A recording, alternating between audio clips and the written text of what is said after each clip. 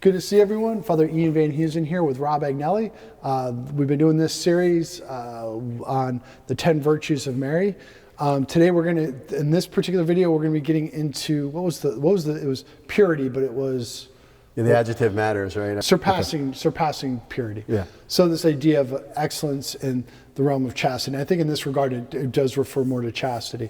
Because I know some authors like the Call of Silent Love, the Carthusians, they make a further distinction within pure of heart, that it's not just chastity, but I think for the most part, we could say that this is... Well, we could really start there, right? Like, yeah. And understanding... So it's kind of funny in the Catholic world, it's kind of an interesting dynamic when it comes to virginity and it comes to the sexual stuff.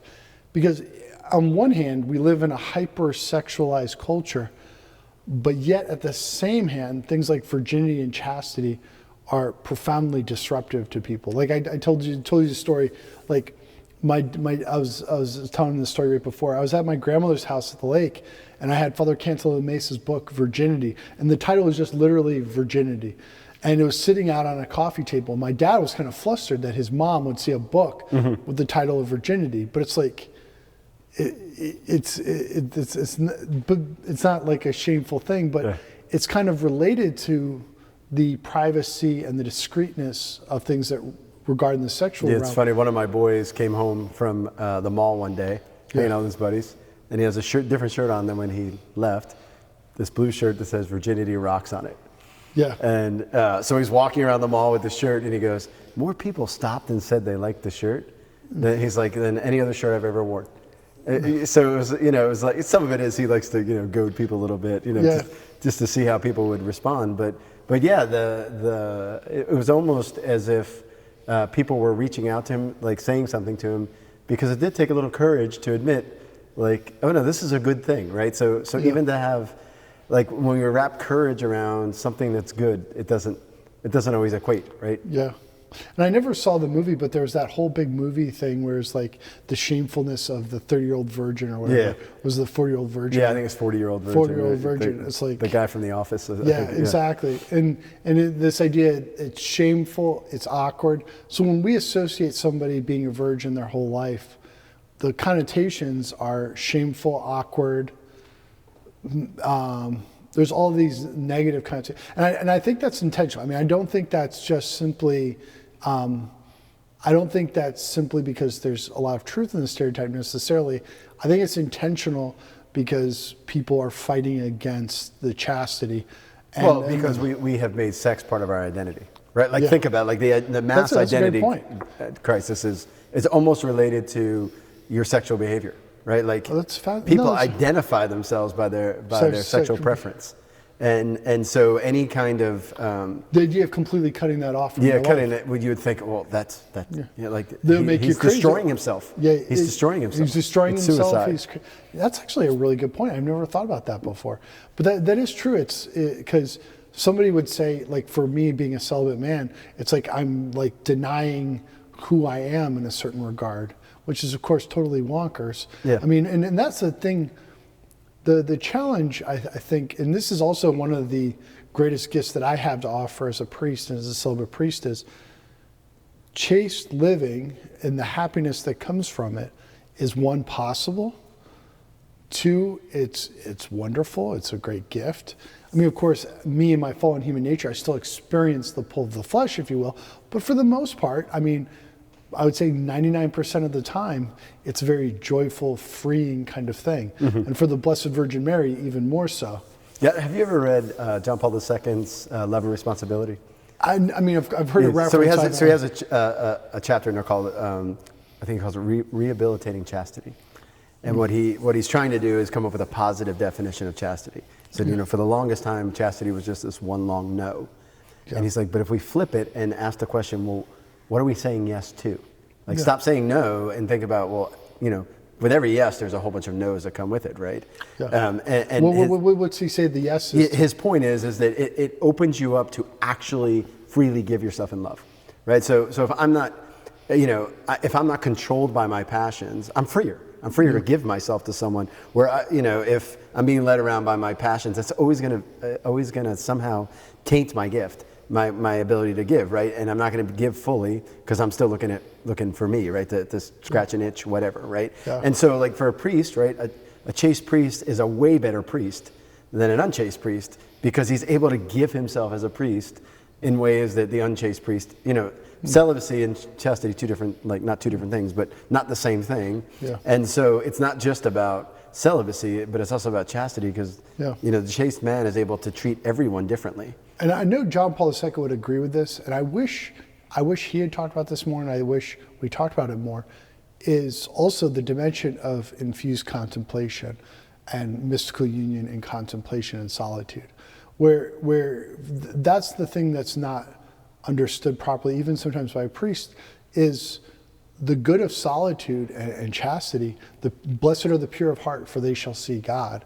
That's kind of the reverse of it. When there's purity of heart, when there's that harmony, and you're in solitude, it becomes sometimes the greatest ecstasy of contemplation and things like that. Yeah, what is it, Bernini's statue of Saint Teresa in ecstasy, right? Well, you know what's cool about that? So that is one of the most sexualized looking statues, and she's in ecstasy of prayer.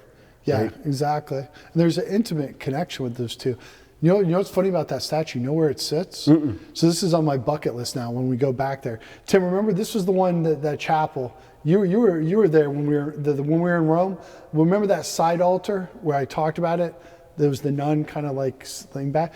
Well, it's a side altar. So when you celebrate Mass on that side altar, when you do the elevation, her face is like I checked it out just to test it out, and it's her face. Oh, that's beautiful. I had no idea. I've seen pictures of it, but obviously I haven't seen it in person. Yeah, I mean, I don't know if that was its original design or how it was, but so now my goal is to like celebrate a Mass on that altar. Yeah, and because of her Saint Teresa's chastity, right? Her ability to freely give herself in a way opens her up to that, right? Completely. Exactly.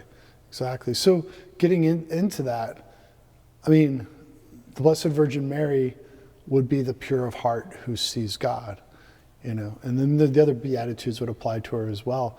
But that's kind of, it just occurred to me that's like kind of the bookends of it, right? Yeah. I mean, so there's the ordering of the passions, but then there's the ability to see God's presence and to again, think about that, right? Like it kind of speaks to motive, right? Like if I can look at someone with purity, right? And not as something to be used or something to gratify myself, I begin to see the image of God in them.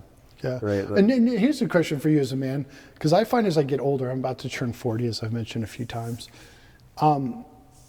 Now, like when I see younger women who are dressing scantily or things like that, when I was younger, I might struggle with, I don't want to look at her with lust. But now I'm almost starting to feel sad sometimes towards those young women. You're like, it's interesting how you start to peel back the layer, and that's what I found is incredibly helpful for young men in the confessional when I'm working with them when they're struggling with pornography and masturbation and things like that, is peeling back the illusion.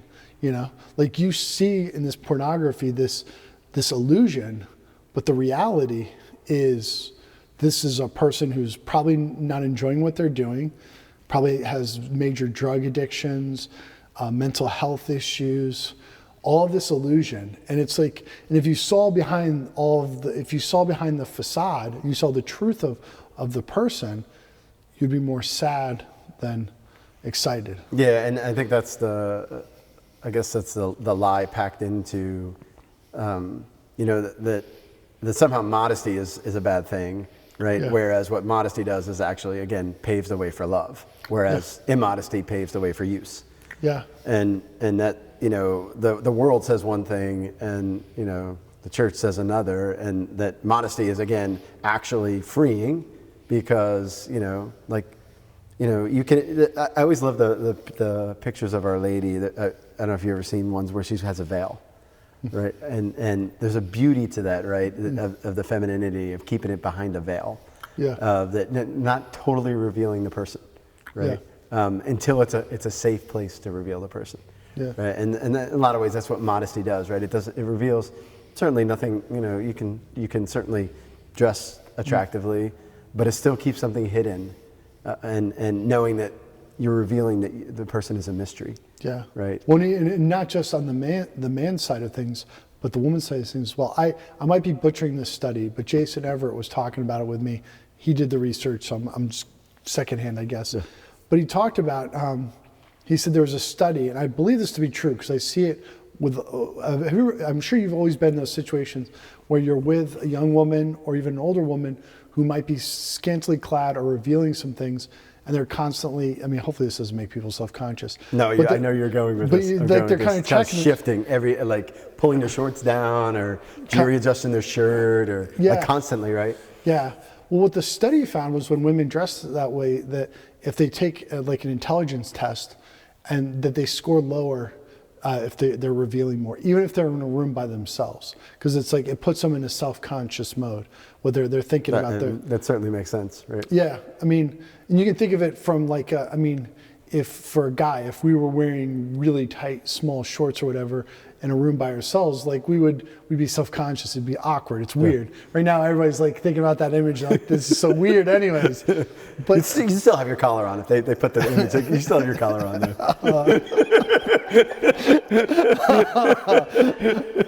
I don't know. Maybe we need to edit that. You better leave that in, actually. You should leave that in. Okay. Anyways, back to. But I mean, but you think about it, is how much. I mean, how much simpler it would be if with modesty that you don't have those kinds of self-conscious moments on both ends, right? Yeah, for sure. And the other part too with Our Lady's purity, right? Like that actually is part of her identity, her purity, right? We call her the Virgin Mary. Yeah. Right. But that purity goes more than just in her virginity. Like biblically speaking, virginity is not just a sexual thing. It is it's at the heart of the person. Yeah. Right. And the beautiful thing about her is that her virginity is fruitful. Yeah. Right. And as a model to the rest of us, that that their virginity can still be fruitful. That's a great point. When you give it to God, right? That's a great point. Which is, I think, sometimes the perception is on the cultural part and with young people is that virginity leads to a kind of sterility. Yeah. Like a dry lesbian. Repression. 40-year-old virgin, right? Like it's the same thing, right? Yeah. Like rather than being something that still is life-giving when it's given to God, right? Yeah. Exactly. And I didn't think about that is when you're not so focused on the exteriors, you also see the person, which is, I think, something that John Paul, I think the way he would put it, I mean, I've heard these quotes, I haven't read them directly, is the problem with pornography is not that it reveals too much, but it doesn't reveal who the person is. Yeah. Which is kind of part of the whole fantasy of it, is you don't actually see the person. Like you're not talking about their parents, you're not talking about what kind of food they like, you're not talking about, you're just using them, they're just an object and an illusion. Yeah. Yep. Yeah, and even just like that, there's the notion of shame, right? Like that shame is a good thing because it protects us from being used. Yeah. Right? And so he talks about that as shame being almost like a guardian of chastity. Yeah. In order to keep us from being used. Absolutely. Where what the culture is trying to do is create a whole generation of shameless people. Right? Yeah. That there's nothing to be ashamed of. There's no inhibition. Yeah. But of course it doesn't ultimately work. Yeah. So on a practical level, actually I think we've given a lot of stuff to really think about it as practical. I think it's helpful. I know one experience I had when I was in seminary and I was working through chastity stuff in prayer was there was this image of it was Jairus' daughter, Jesus raising Jairus' daughter. But what was really striking about the painting is probably a reproduction, but huge, is that the young woman he was raising was like incredibly attractive, and like there was like a cloth covering her, and in a way that it kind of was slightly, I won't say revealing, but you're confronted with the beauty of the young woman, right? And I thought about that, like the role of art and beauty to heal the passions, and I think that's probably a strategy we can give all the young men we work with. In college and high school, is meditating on beautiful women in the context of like sacred art and things like that. For sure.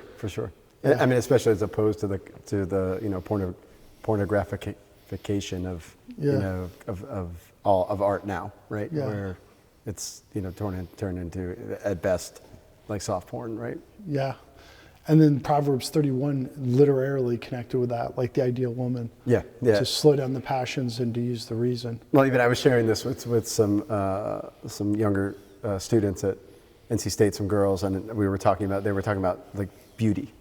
Yeah. And I happened to mention that when I tell my wife that she's beautiful, like that's me not just saying what she looks like, it's seeing into the person, right? And it means so much more when someone who knows you and knows the very depths of your being to actually call you beautiful, because now they're seeing the whole person. Mm-hmm. And how there's this tendency, this is what they were talking about, this tendency to say, oh, you're just saying that because you like me, right? No, that's precisely why I'm saying it, because I love you and I've seen the goodness that is you completely and totally, that's right? awesome. So beyond the skin deep, right? And so in that respect, like Our Lady was the most beautiful woman who ever existed, right? That's awesome. Because the inner radiance shines out. Right? Absolutely. And we'll leave it on that point. So thanks for joining us. This has been Father Ian Van Heesen with Rob Agnelli talking about surpassing purity of the Blessed Virgin Mary. Thanks, man.